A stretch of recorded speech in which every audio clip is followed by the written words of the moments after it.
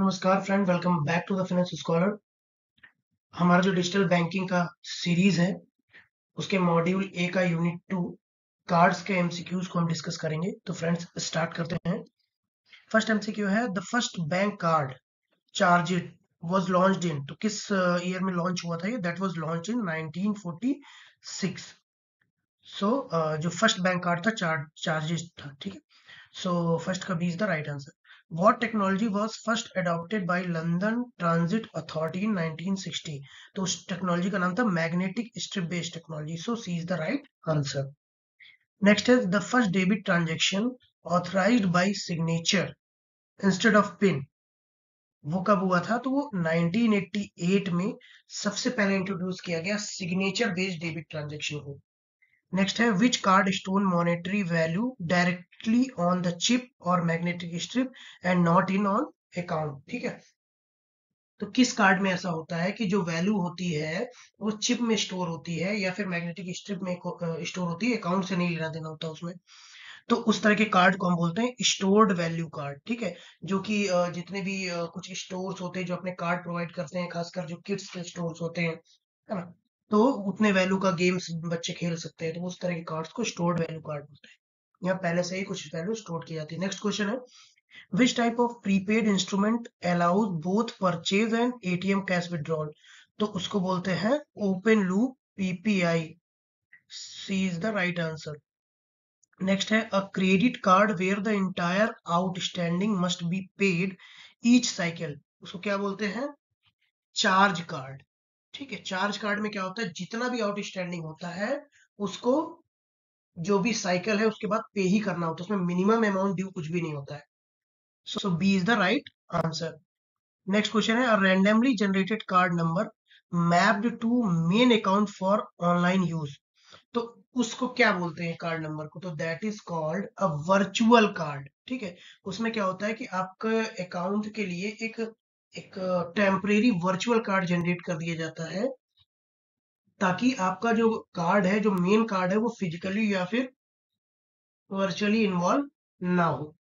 तो इस कार्ड को बोलते हैं virtual card. Next question is, PCI DSS was created by which body? तो PCI जो सिक्योरिटी स्टैंडर्ड है, that was created by PCI security standard council, ठीक है। इन सब का डिटेल में डिस्कशन आपको जो लेक्चर है यूनिट 2 का कार्ड्स, उसमें मिल जाएगा। फ्रेंड्स, आप लोग जो भी digital banking, MSME, KYC, ML इनसे रिलेटेड अगर आपको वीडियोस चाहिए तो वो सारे प्लेलिस्ट सेपरेटली अवेलेबल है चैनल में, वहां पे जाके आप देख सकते हैं। चैनल को सब्सक्राइब करिए, वीडियो को लाइक करिए। आगे मूव करते हैं। विच of the following is not a sensitive element under PCI DSS? तो सेंसिटिव एलिमेंट कौन सा नहीं होता है? OTP जो होता है वो सेंसिटिव एलिमेंट नहीं होता, क्योंकि वो क्या होता है, टेम्परेरी होता है, वो बार बार चेंज होता रहता है, तो उसको हम सेंसिटिव एलिमेंट नहीं मानते अंडर PCI DSS गाइडलाइंस। तो C is the right answer. आगे मूव करते हैं। Under PCI DSS PAN display should be limited to. तो PCI DSS बोलता है कि जो पैन का जो डिस्प्ले होगा उसमें या तो फर्स्ट की 6 डिजिट जो है शो होंगी, या फिर लास्ट की 4 डिजिट, बाकी जो भी डिजिट होंगी वो क्या रहेंगी, मास्क रहेंगी। So C is the right answer.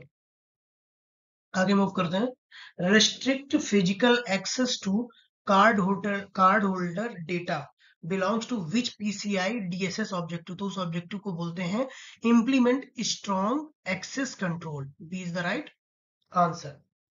Next है, the key security feature of EMV transaction.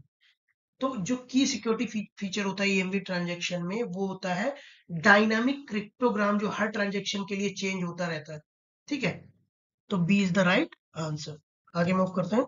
Which EMV authentication is fully offline? तो SDA स्टैटिक डेटा ऑथेंटिकेशन जो होता है वो कंप्लीटली ऑफलाइन होता है।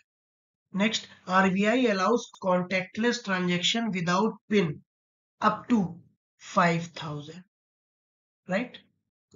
नेक्स्ट है, in tap and go and offline transaction is common in metro and bus payment, ठीक है। In an open card scheme which of the following is true? Issuer is equal to acquire, नहीं, गलत है ये। Same entity issues and acquires, ये भी गलत है।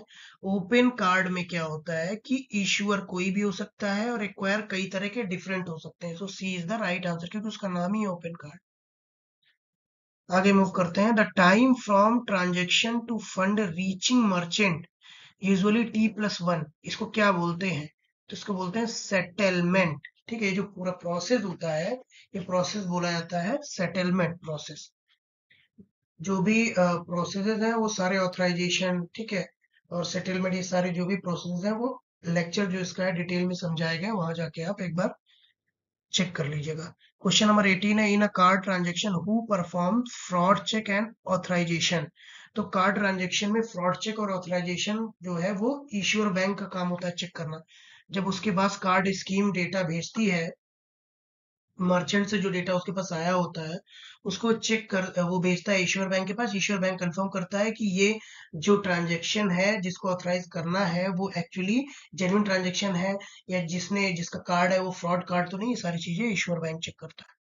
आगे मुकर फ्रेंड, इसमें जो भी यूनिट 2 से रिलेटेड हो सारी चीजें कवर की गई हैं और उन्हीं से रिलेटेड एमसीक्यूज है। मैंने कोशिश की कि कोई भी चीज उस चैप्टर से रिलेटेड छूटे ना। आगे है, which is the major income source for credit card but not debit card. तो that is interest on revolving balance. जो भी रिवॉल्विंग बैलेंस होता है जो आप नहीं पे करते हो, ठीक है, उस पे क्या होता है, क्रेडिट कार्ड जो बैंक्स होते हैं जो क्रेडिट कार्ड इशू करते हैं वो उस पे इंटरेस्ट अर्न करते हैं। MDR is primarily paid by. तो जो एमडीआर यानी कि मर्चेंट डिस्काउंट रेट होता है उसको पे करता है मर्चेंट, राइट, कार्ड एक्सेप्टेंस करने के लिए। आगे मूव करते हैं। क्वेश्चन नंबर 21 है, soft call, then reminder, then notice, then hard call, then agency, then legal. So ये जो प्रोसेस है ये किस प्रोसेस का पार्ट है? तो इस प्रोसेस को बोलते हैं हम रिकवरी स्टेजेस फॉर ड्यूज। जो भी ड्यूज होंगी उसको हमें रिकवर करने के लिए ये प्रोसेस फॉलो करना होता है। नेक्स्ट है question number 22, interest free period on credit card कितने दिन का होता है? तो वो यूजुअली जो होता है 40 से 48 डेज या 50 डेज तक भी होता है। यहाँ पे चूंकि 50 डेज का नहीं दिया तो 40 से 48 days is the right answer. Next है, the best way to protect your pin at an ATM is to shield keypad while entering. ठीक है ना, जब भी आप एंटर करें के एटीएम में तो थोड़ा सा जो कैमरा होता है या फिर जो आपके आसपास खड़े हैं उनसे थोड़ा कवर करके पिन को डालें। Fraudster intercepting card delivery is a risk at which stage.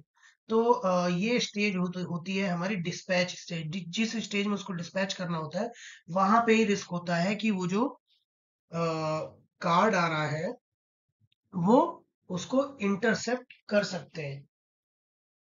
आगे नेक्स्ट क्वेश्चन है, pause devices should ideally be kept in. तो उनको जो नेटवर्क जिस नेटवर्क में उनको ऑपरेट करना चाहिए वो वर्चुअल लोकल एरिया नेटवर्क होना चाहिए, एक सेपरेट उनके लिए। ठीक है, तो B is the right answer. So friends, thank you for visiting the Finance Scholar. I hope you like this video, and if you like it, please like, share and subscribe. And ज़्यादा से ज़्यादा channel को subscribe करिए ताकि ये video सभी लोगों तक जो भी एग्जाम देना चाहते हैं उन तक पहुंचे। धन्यवाद।